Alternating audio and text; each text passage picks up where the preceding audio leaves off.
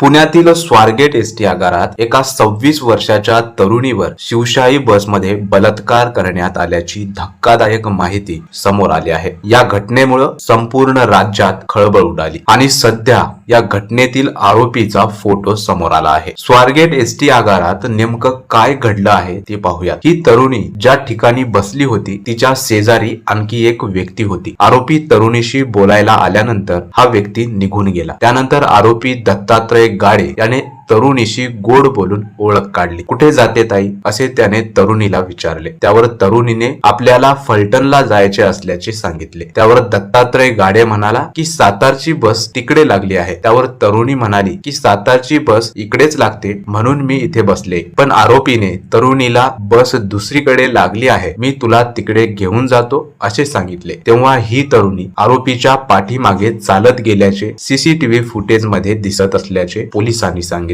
ही मुलगी बस जवळ पोहोचली तेव्हा अंधार होता, त्यामुळे तिला बस मध्ये चढायचे की नाही हा प्रश्न पडला। त्यावर आरोपीने म्हटले की रात्रीची बस आहे, लोक झोपल्यामुळे दिवे बंद आहेत, तू वर चढून टॉर्चने चेक कर। त्यानंतर ही तरुणी बसच्या आतमध्ये गेली तेव्हा आरोपीने पटकन आतमध्ये जाऊन बसचा दरवाजा लावून घेतला। यानंतर आरोपीने तरुणीवर अतिप्रसंग केला। अत्याचार झाल्यानंतर आरोपी बसमधून उतरून निघून गेला। त्यानंतर मुलगी ही बसमधून खाली उतरली। ती दुसऱ्या बसमध्ये बसून आपल्या गावी जात होती तेव्हा तिने एका मित्राला फोन लावला आणि घडलेला प्रसंग सांगितला। मित्राने सांगितल्यावर ही तरुणी पोलीस ठाण्यात आली आणि पोलिसांना घडलेला प्रकार सांगितला। अशा प्रकारे हा सर्व प्रकार घडला आहे। बलात्काराचा आरोप असलेला दत्तात्रय गाडे हा आरोपी फरार आहे। पोलिसांनी त्याच्या भावाकडे त्याची चौकशी सुरू केली आहे। दत्तात्रय गाडे हा सराईत गुन्हेगार असून त्याच्यावर पुण्यातील शिरूर पोलीस स्थानकात याआधी चोरी आणि चेन स्नॅकिंग सारख्या गुन्ह्यांची नोंद आहे। पीडित तरुणीने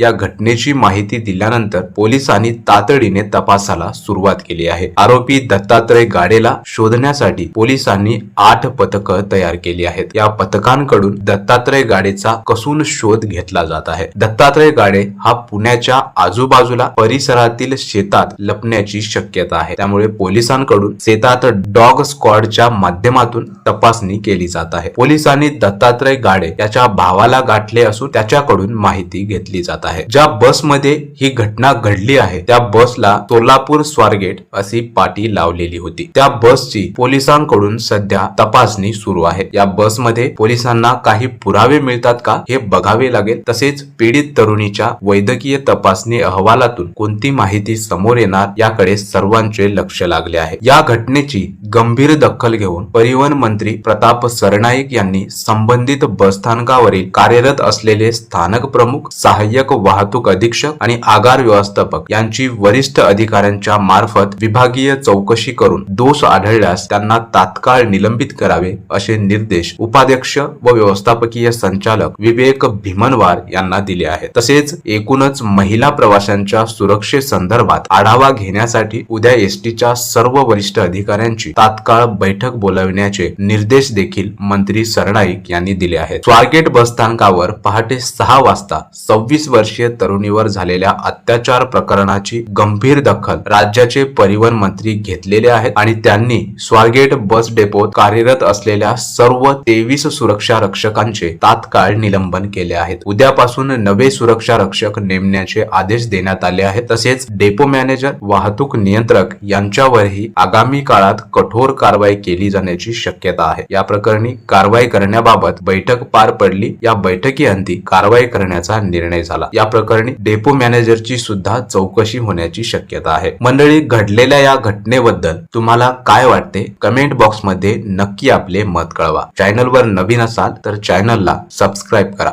धन्यवाद।